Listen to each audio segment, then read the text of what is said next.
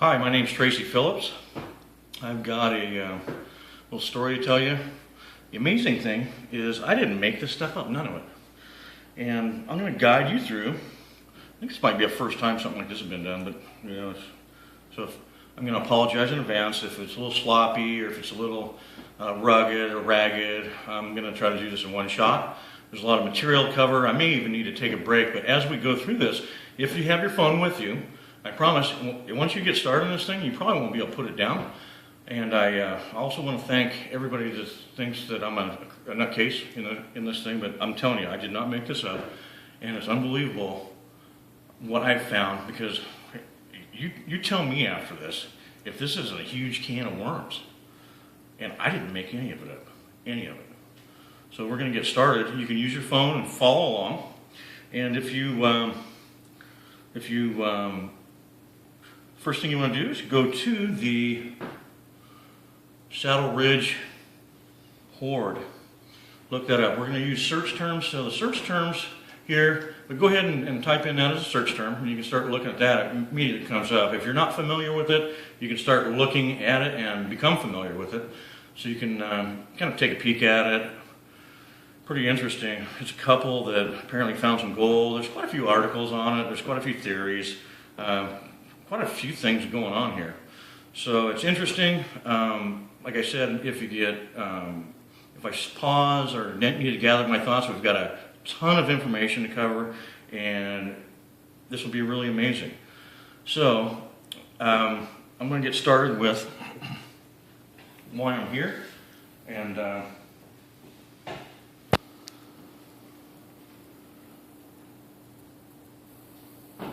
you're looking at the Saddle Ridge Hoard. You can do a little reading. You can kind of look at what I'm doing while you're using your phone. And I want to tell you who this is. This is my sister's son, Kyle. He was serving in Iraq in 2008, and he was severely injured May 1st. And also, I'm a crier, so if I get to crying a little bit, don't worry, I'll pick myself up. But you can still look at the things that I'm talking about with this interactive thing. I think this will be the first time it happened, but this has got to be such a can of worms that it's way too bigger. If you go through this thing and actually read what I'm talking about using the search terms that I do show you, I believe that you will find an amazing story, and I didn't make this up. What strikes me the most about the story is how sad it is. It's unbelievably sad. It's unbelievably wrong. And anyway, so as you're looking at that gold hoard, if you've seen anything on there about a paymaster robbery, if you happen to be in one certain site, and I'm telling you, I'm getting you like all over the documents that I'm talking about. You're within one website on your searches of this thing. So if you follow through this thing, then maybe get back to me and tell me what I'm missing in this deal. So anyway, it's all things that I found on the internet with my phone in a fairly short period of time. And I think if you work really hard at it, you might be able to keep up with me through this thing and at least catch some of the places to find it. I would suggest bookmarking this stuff because it's going to be big, and I want you to be a part of it. So here we go. We're going to talk about my sister's son. He was severely injured on the 1st of May. He made it as far as Halifax, Canada, about a week later, and that's when we learned of his injuries. They are horrifying injuries, and it was the hardest thing that I've had to deal with as a dad in my life. On May 15th, he passed away and was later buried at Arlington National Cemetery in John Kyle Daggett. A year later, and this is where this thing goes crazy. A year later, we returned. Our family, some of us from Arizona, some of us from the Northwest, Vancouver area, Phoenix area, Arizona, Vancouver. We've been doing some things together. Family's been getting together most years here or in DC for the last 5 years since Kyle died. But this next year, we were at Arlington, Virginia. It was around Memorial Day, And it's such a blur at this point because I'm going crazy here. This has been a really unusual series of coincidences, but our family, while we were there, we heard about a soldier's funeral service or burial summit, ceremony. In any event, we attended this man's service. They had a service at the top of the hill at the old chapel, and then later buried him in section 1. And his name was Isaiah Mays, and he was born a slave. I'm not making this stuff up, so it gets better and a lot worse. Isaiah, after Civil War, at some point he joined the Army and was serving in the Indian Wars in Arizona, accompanying a payroll brigade. And he should be able to be in a better place, but his life, I'm telling you, when you realize what was done to him and what other people did at this time, it is stunning and amazing and just absolutely heart-wrenching, sickening. And when we get to the end of this thing, we're going to try to find some hope in this whole mess. So Isaiah was accompanying a payroll brigade in Arizona when they were ambushed.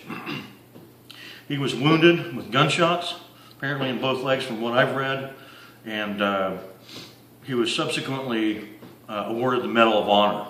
There's a lot of information on him. If you look at the Isaiah Mays, when you go to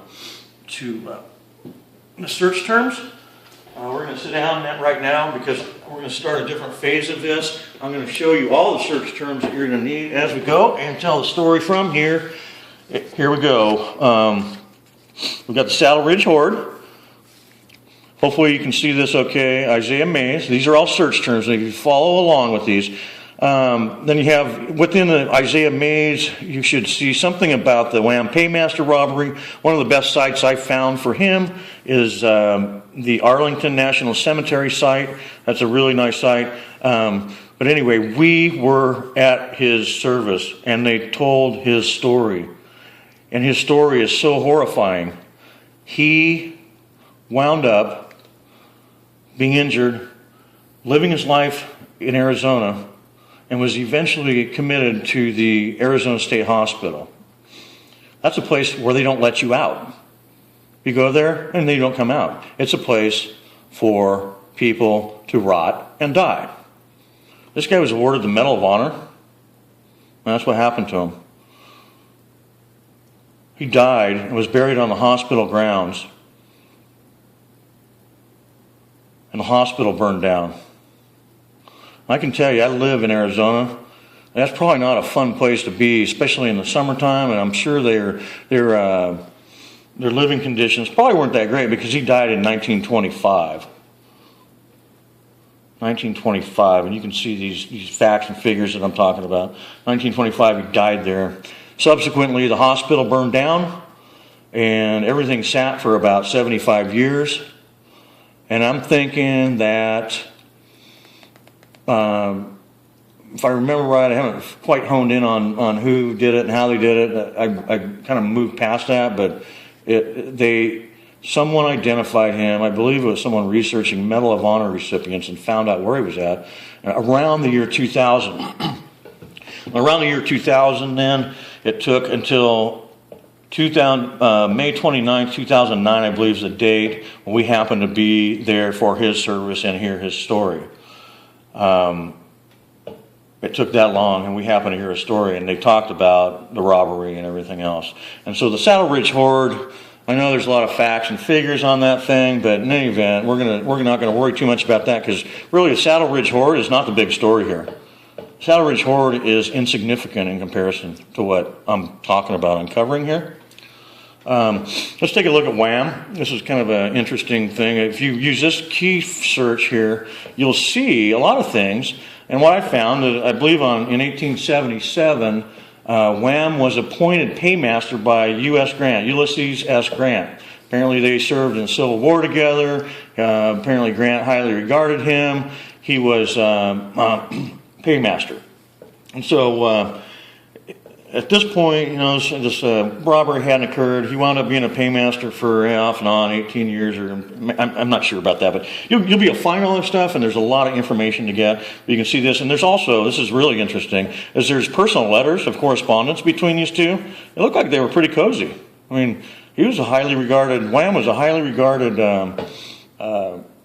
military man, okay?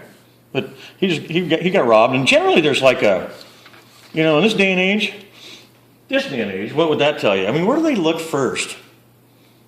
Everybody around it, the one in control, the one that's responsible.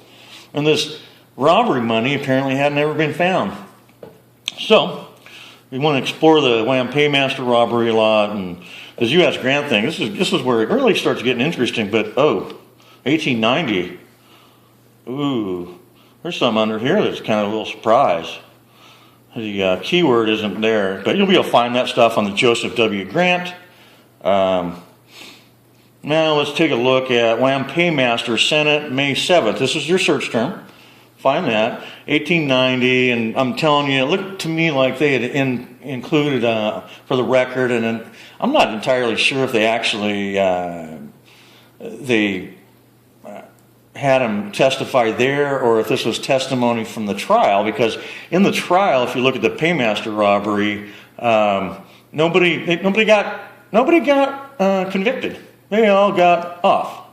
They thought they had a lot of theories, but man, it seemed like Wham was kind of like he was an eyewitness, and they couldn't convict.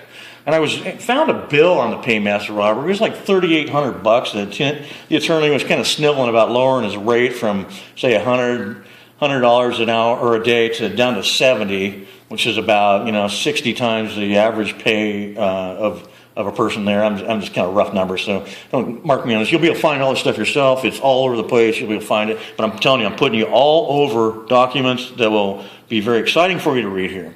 So Wham Paymaster Senate.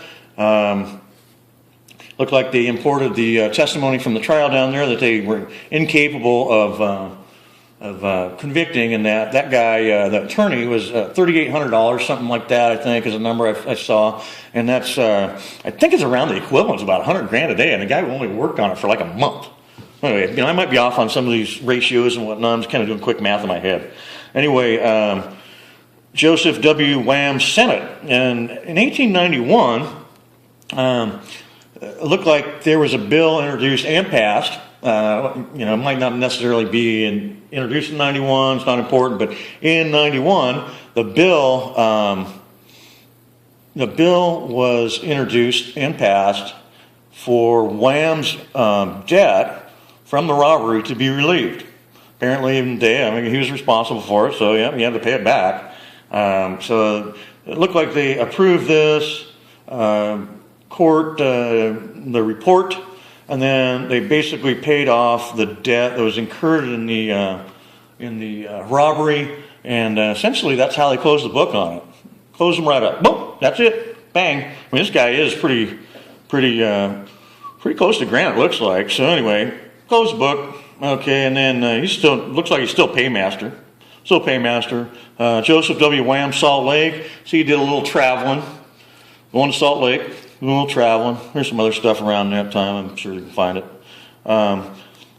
This is the next one. This is where it starts to get really interesting because things are seeming to unravel for Mr. Wham. But anyway, Joseph W. Wham, court-martialed drunk. That's the search term. And what's interesting about that one is, it seems to me it's like some kind of newspaper article, and there's a lot of other things. I'm telling you, everywhere you go, you're either there or right on, might even be on top of the document. Things will come up. I'm not sure what kind of searches you have, but you can do it all on your phone. I did all this on my phone. In 1894, there was a report. I don't believe he was the drunk guy. There was some other guy. And in any event, there was a report, I believe, that said something about, you can do search within the document, like what I'm talking about, search inside the document on some of these words, but he was having trouble renewing his paymaster bond. Apparently he couldn't do it, couldn't renew it for some reason. And Oops. Anyway, he couldn't renew his paymaster bond. And what's interesting about that is they said something about debt and irregularities in his personal affairs. And, I'm thinking that debt's probably not a bad thing. I mean, most people have a little debt. They got to buy a house, a car, or in this case, a horse or a tract of land or something like that. Having a little debt. But the problem is when you have bad debt and you're a paymaster. So in 1895, he was court-martialed. This is interesting. He was court-martialed. So the search term here is Joseph W. Wham, Darius C. Holcomb. Should put you on the court-martial proceedings. He did it at Vancouver Barracks here in Vancouver, Washington. And, so this thing goes from Arizona, the robbery, Fort Vancouver, Washington. In any event, 1895, they court-martialed him and basically kicked him out for a minute. But the interesting thing is this Darius C. Holcomb is, if you look at the date of the debt, it was handed down from the court of New York. And here's our little surprise. I'm trying to just decide whether I should call this a surprise or a cover-up. It's kind of cover-up's I'm kind of going that direction on it. Anyway, I get this out of here. A little cover-up. All right, get that cover-up out of there. We're going to get on with this story. This is where it really gets fun. Darius C. Holcomb, he was in 1890. And that 1890 is somewhat significant. Somewhere around here, Wham was also court-martialed in a Arizona court for some kind of. There was only one guy got convicted, and he was charging the government for his home office the equivalent to his house payment, and while he was also in addition getting some kind of stipend for quarters. So I believe that. He was kind of hanging with some guys that one guy got in trouble. He got off. He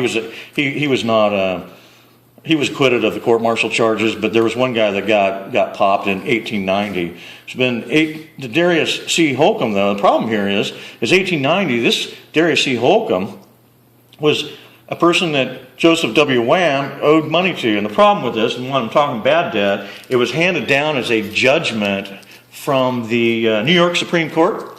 And it was handed down sometime in 1890. So I wonder how long it took in the day for the debt to get so bad, it wound up going through the Supreme Court of New York and not ever being paid since that point. And so they court-martialed because he hadn't paid it. They realized it was bad debt, but how long did that take? Now, this guy is not the number one suspect. I mean, really? Come on. Wham? Money goes here. He was heavily in debt, most likely ahead of this point in time. And this guy wasn't the suspect. Are you kidding me? This is crazy. And I'm going to tie in some of the Saddle Ridge Hoard and some of the money and so forth that this guy's going. So Joseph W. Wham. So they put him out of the army. And if you look around after that for something about Grover Cleveland stepped in pretty quick, and they're pretty nice to him. I mean, they were kind of hard on him. Actually really hard. They knocked him down to half pay. By gosh, he wasn't a paymaster anymore. And what's interesting about this, in comparison to the Saddle Ridge Hoard, is that this year is significant.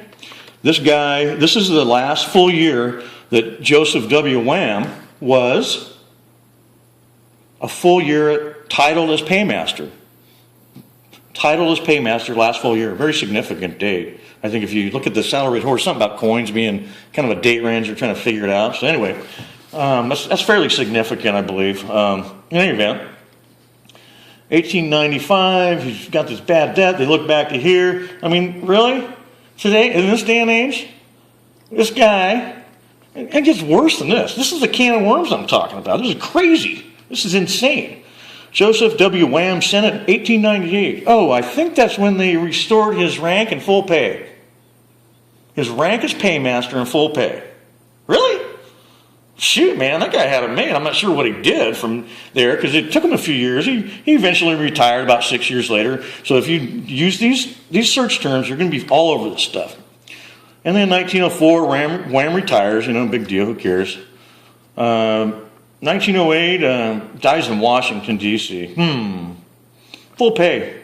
But from this point, he retired with full pay, too. Okay?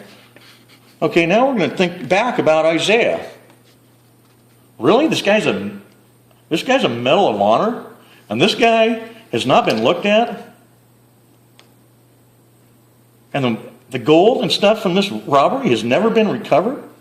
And he was in debt, but he still had his hands in the cookie jar, possibly up into 1895, with the last full year that we know his title as paymaster was here. Wow. And thinking that if you look at some of these accounts back here, this Wham paymaster robbery, you know what they did? They did the old boulder in the road kind of thing to the left. They had to take these wagons down a steep hill, so it was difficult breaking and holding the wagons back. They had a wagon for the gold, I guess, and an ambulance of some sort. Ambulance, they probably toted sick people, dead people. Maybe somebody needed to ride from one place to the other. They were circulating around down there in the Arizona West from what you call it, fort to fort. Anyway, so Wham dies in D.C. Now, this guy has never been looked at.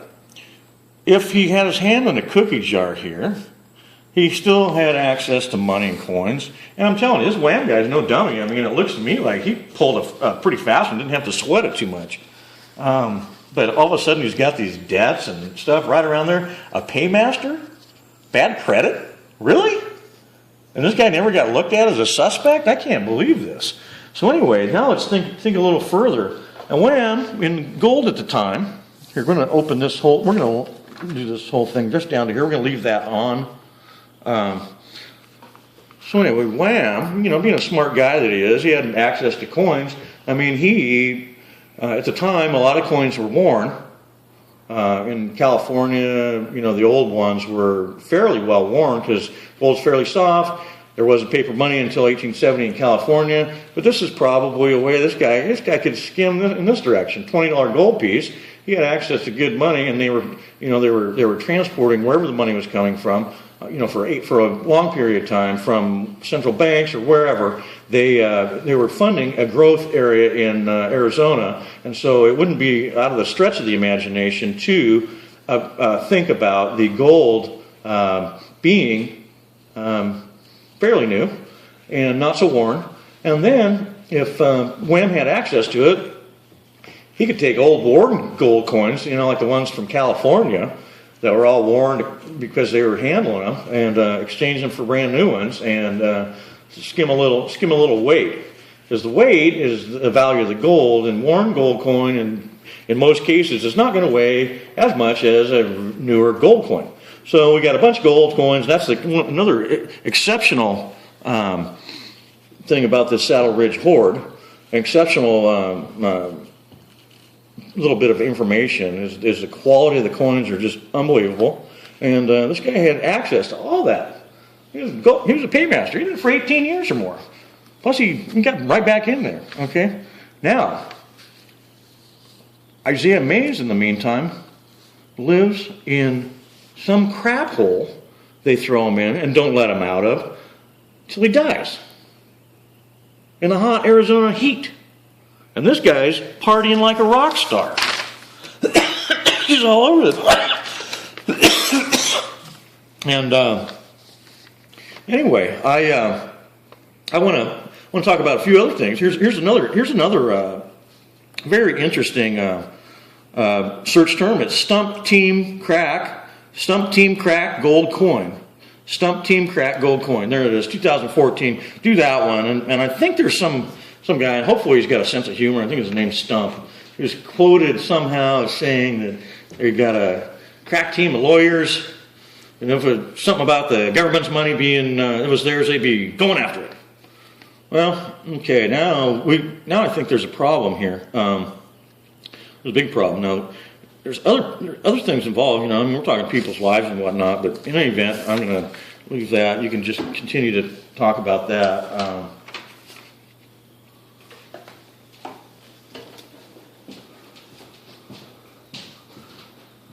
But if at this point you don't think this is a mess, a can of worms, And then I'm looking at this thing going, this is the very first time I've ever delved into something in this detail. The very first time. Did it on my phone. Just my phone. That's it. Right there. My phone. And I find this in a matter of about 2 weeks. That's interesting. And this gold, you know, I mean, you got to think that the people on the other end, and I'm telling this to you, people on the other end that found it, walking your dog, I know how you feel. I know exactly how you feel. And, you know, I'm like, if you look at the robbery, there's nobody, a bunch of people got shot. There's a lot of interesting facts tales about the robbery. But 8 people got shot. They killed like 3 Mills died. I think the Mills would be harder to kill than, yeah, I think they'd be harder to kill on a man, wouldn't they? About 4 or 5 times, really? 4 or 5 times as hard, I would think. But no Mills died. They didn't kill all the Mills either, so they could make a team back together. And remember, Wham was here the whole time. Wham was at the robbery. He was there. So was Isaiah. They were both there. Both of them. Look at the difference. Look at how their lives split apart. That is the bigger story of this gold. I mean, the gold is insignificant. You can't turn a gold into life. You can't save someone's life with gold. You can't do any of those things. You can't eat it. This is a man's life. A Medal of Honor. Okay, so we got a problem. I'm thinking we got kind of a problem here. And so I'm trying to solve it, and I'm thinking there's only one way, because this is a mess. This is an absolute mess. And I'm thinking that, you know, there's got to be some hope and sense, cooperation in this whole mess. And this is my proposal.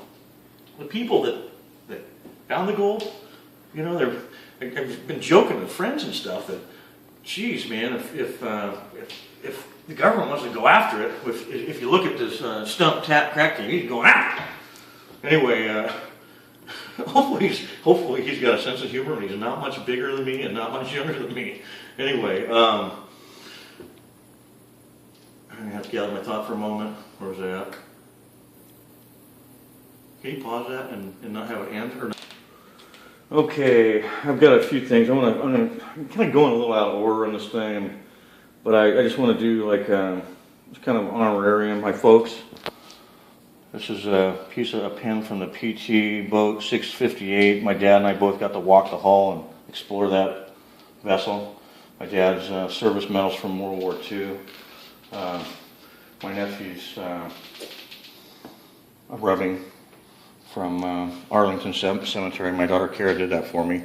All the friends and family and people that Val's life has touched. And then I'd like to show you this, because this is really kind of an interesting story, and I want to,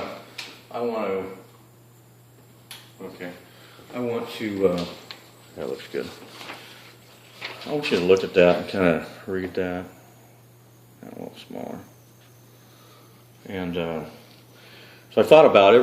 There's many different scenarios in this thing, and the people that have the gold coins. I mean, when you think about it, I mean, this is such, the guy that's talking about going after gold coins, they're getting ahead of themselves. I mean, this thing has not even been looked at, and they're talking about grabbing gold coins. That's like, they're way ahead of themselves. So this is my thoughts on this thing. The people with the gold, okay, it looks to me, and if this thing checks out, it's got a long ways to go. I totally understand that.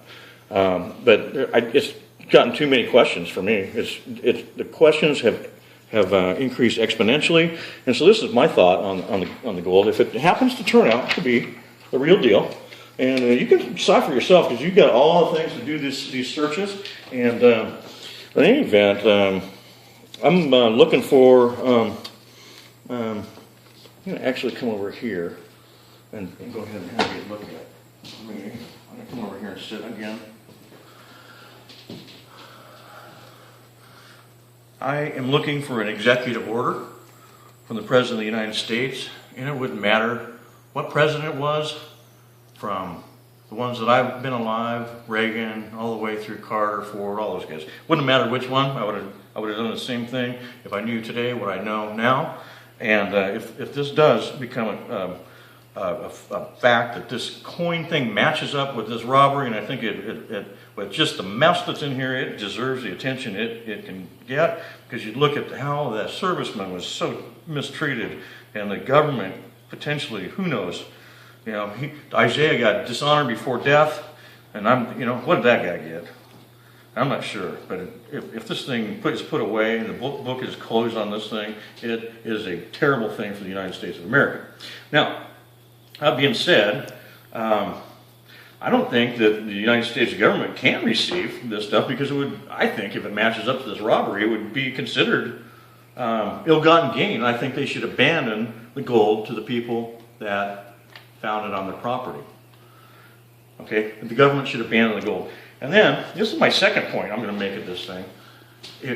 Can the government, because it's already cost us, the $3,800 at least then when the gold was lost, and probably a lot more than that. It was probably the equivalent, the investigation and all that stuff. All this gold lost, that probably there's actually no value in there because they've already thrown good money after bad. And to actually, for them to recover the gold, I don't believe that the government can recover the gold if this matches up cheaper than what the gold's worth at this point. So therefore, I think they should also abandon the gold because I don't believe that they can bring it home to themselves and do it with all the infighting and everything that would take place. Everybody trying to go after with a team of crack lawyers. Really? That's going to do a lot of good. Let's think about somebody else besides ourselves. How's that? This is a real simple concept here. Okay? So I don't believe the government can do that, and so I just can't. I think that further that the argument should be made, the record, that such nonsensical behavior would be injurious to the reputation of the United States to go after the gold when it costs you more to get it. Now, this is my suggestion, and this is a lot of this thing is hope that things can be done because the private sector. If you read about these folks that found the gold, it sounds like they're interested in doing some charitable things and all that. Do you think anything's going to go out to charity? If the gold is worth X and the government takes more, and they've already upside down the thing to recover the gold, then they shouldn't recover the gold. That would be injurious to the United States and the reputation of the United States. Okay? Current rightful owners, I think what the United States government should do is graciously request the current rightful owner,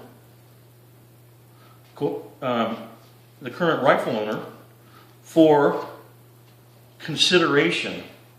The current rightful owner ask them for consideration in acquiring a reasonable amount of coins that can be displayed in one or more American history museums that are open to the public for free.